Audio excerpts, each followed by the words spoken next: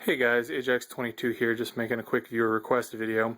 Some of you have been hitting me up to inquire about how you can actually make your own firearms, the whole homemade part of the 1919, and also following up on the Cockweasel Obres. It's pretty simple actually. There's no requirement under federal law for you to manufacture Title I, i.e. not short-barreled rifles, not short-barreled shotguns, not silencers, not machine guns, not AOWs. So if you want to make a Title I firearms, you can make it for your own use as long as you're not making it with the intent of selling it. You can later sell it, but they ask that you engrave your name and the address. Name can also be the business name, trade name, name of your shop onto the side of the gun before you transfer it. California, where I'm at, has no provision for the mandatory registration or restriction on the manufacturing of handguns for personal use.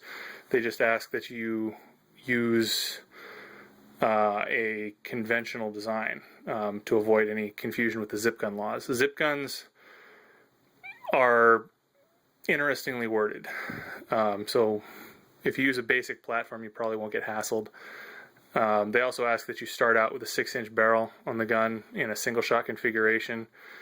That gets you around any of the potential issues with the drop safety testing stuff here in California. As you can see, I've done quite a few. The first one for me was actually this M11-9 that I made.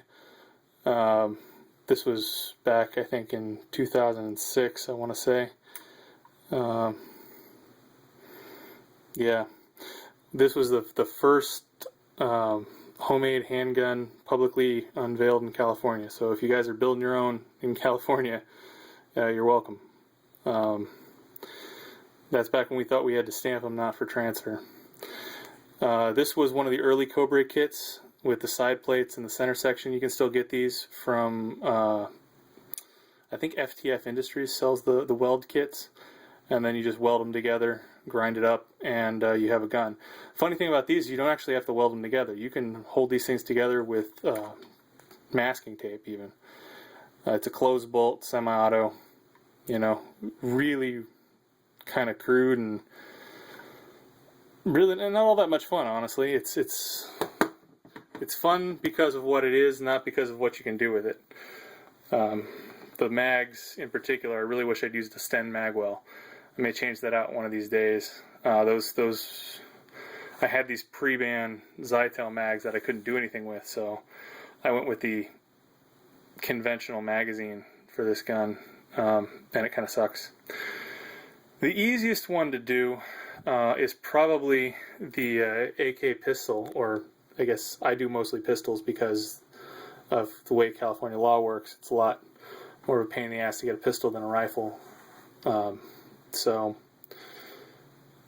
you can only transfer one per 30 days if you want a new one, yada yada. And we were doing this before there was anybody doing commercial transfers on pistols in California. So if you wanted an AK pistol, even if it wasn't a terribly practical little toy, you had to make it. This one we made in my buddy's living room. His mom was pissed. Back in the day. As you can see, pistol not for transfer. This is one of the first AK pistols in California. The actual first fully assembled was Jumbo Panda over on Calguns. Kid was a little 19 years old, as I recall. Couldn't legally buy a pistol, but he figured out that he was 18 and he could make one. So he made himself a cute little AK. This is just an AMD 65 front end, as you can see. It's got a bunch of rails and crap that I put on it because I had them in a box. I actually kind of like the metal on the AMD 65. The MD65 isn't quite 16 inches, so you have to weld on a brake to pull it out. I think it's 12.5. So you can just use the front ends off those, put it on a pistol receiver, you know, put some sort of a pistol trunnion in it. You can make your pistol trunnion. You know, and this is one that we were just screwing around with. Just cut up a rifle trunnion, and we're going to weld a plate in at some point. You can also cut down the front end of a Romy, because those were cheap back in the day. Now people are even using the barrel stubs to manufacture these, because the Romy barrels are getting a little bit pricey to get an original one. Almost feel bad about cutting this one down, but yeah, you can see how it was just turned down on a lathe. We cut out the all the indented portion of the tube, fitted it up. Still needs some work. This project's been sitting in a box for a long time. I just dug it out because I was wondering, you know, what ones I had handy to show you guys. Still need to cut down the gas piston. It's kind of a pain doing the gas pistons on these. Doable, but it's really hard steel. Yeah. 1919, of course, is actually pretty straightforward and simple. This is one of the old pattern 80% receivers that I think Ohio Ordnance was making. They don't make them this easy to make anymore. There was a big issue. But this, you know, they're still not all that hard. You just have a couple more channels to mill on the backside. And, you know, it's just simple. It's, as long you got to be sure not to mill off the denial land, because there's actually a bar inside there on the right hand side that keeps you from dropping in the full auto bolt, trigger assembly, etc.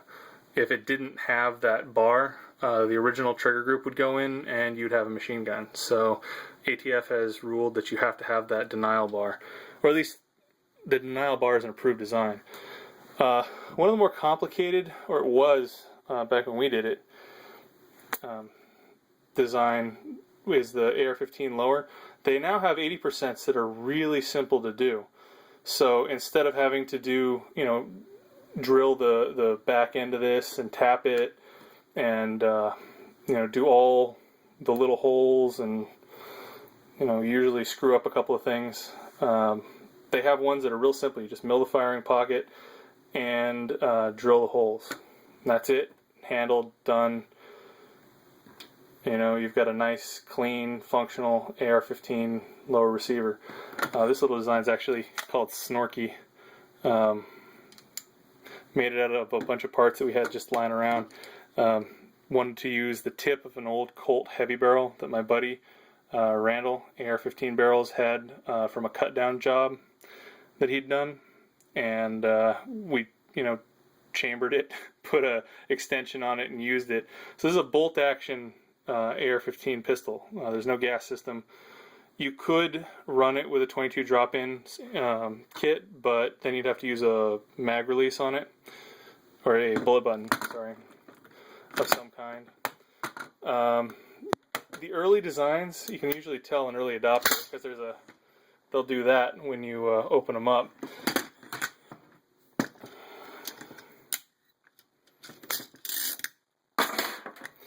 The internals on this have to be milled, but see the detent hole is just a couple of thousandths off. That's a pretty common phenomenon with the early 80% receivers. So most of these, when you scissor them open, will send the buffer and spring flying. It's kind of a fun toy. Not terribly practical. I have, you know, registered AR pistol receivers too, but once we were able to get those commercially, you know, the amount of work going into the 80% wasn't really justifiable. So that sort of happened. And then, of course, you know, the cockweasel. That's actually a different style of build because it wasn't going from and 80%. We actually tore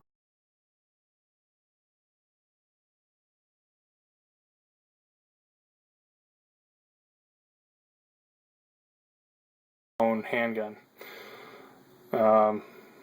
Yeah, it's pretty basic, pretty simple to do. The AKs can be done using a really minimalist jig, and I've seen guys do them even by hand almost. I mean, they had basic tools, but really basic. And I literally saw a guy assemble one of these using a rock to pound the rivets just to say that he did it. Was not clean, was not pretty, but it worked it worked. There's that awesome thread about a guy that made one of these receivers out of an actual shovel. So if you're looking for an 80% home build gun to put together, AK is probably right up your alley. If you're looking for something a little bit more, 9mm-ish, those Cobra receivers, those Cobra receiver kits are still out there. They're not terribly expensive.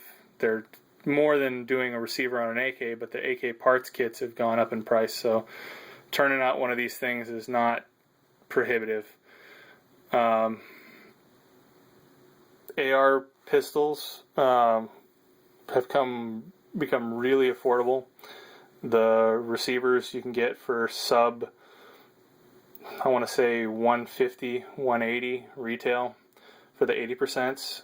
I know it's more than you're paying for a regular receiver, but that's just the way they've done it. Some of them you can get even cheaper. There's been a lot of competition recently for guys trying to get into that market, so you possibly could find them for as little as $60 if you buy a bunch of them. You just gotta talk to these guys.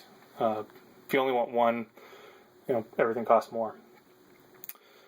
I really wouldn't recommend a D-mill re-weld as your first home-built gun. It's kind of a pain, both from designing and building the jigs from scratch because they don't sell those, and just the amount of finish work that's required to make it actually function. And then if you're not a great welder, there's some safety issues that you could run into. First priority, if you're going to be doing it, I would start with an AK. Second priority, I would do 9mm. Third priority, AR. And then, actually, fourth priority wouldn't even be on this table. I kind of urge you guys to stay away from cutting them up because it's tough. Next one's going to be a 1911. I want to do a Series 80 style GI frame for like a 1991 A1, and I want to modify it so that it'll work with the Proto-Ordnance Warthog upper that I got, and then I'm going to make a Warhog, and I'll just take the T and maybe polish that and mill it out, do something. I want a full-size frame. I know it's impractical, but I've never seen it done, so I kind of want to do it. I also want to add a ridiculous beaver safety on it. This is not a practical gun. Frankly, none of these are really practical guns. It's just a toy. Practical guns, you want a practical gun, go buy a Glock. They're cheap, they go bang every time, and you really won't miss them. If something happens to them, or you need to throw it in a ditch, or it gets taken because you shot the burglar. It's Tupperware. No emotional attachment to a Glock. I love them, don't get me wrong. I got a pile of them over here, but they're just, those are practical guns, these are impractical guns. I think that's what it comes down to. And this is going to be a ridiculously impractical gun. But, it's doable. Look at your local laws. Federal law is pretty clear on this. There's a whole bunch of forums that you can look at. Weaponeer is good. There's a bunch of guys doing it on ARFCOM. I've seen it on the high roads. There's a bunch of guys in Calguns. If you're in California, you should definitely hit up. They have build parties where the guys have all the tools. and you can just, you know, if you're good people and you got people that'll vouch for you, you're not going to be some crazy dude showing up at one of these things. You can come, use other people's tools, have a barbecue, get a group of guys that'll give you the technical help on what you're doing wrong, and you can throw one of these things together. It's very simple, very straightforward, and it's a whole lot of fun. I get a lot more emotional enjoyment from these sorts of toys than I do from, you know, just walking into the store and buying one. Yeah, that's about all I got here. That's a long video, but thanks, and hope this was entertaining.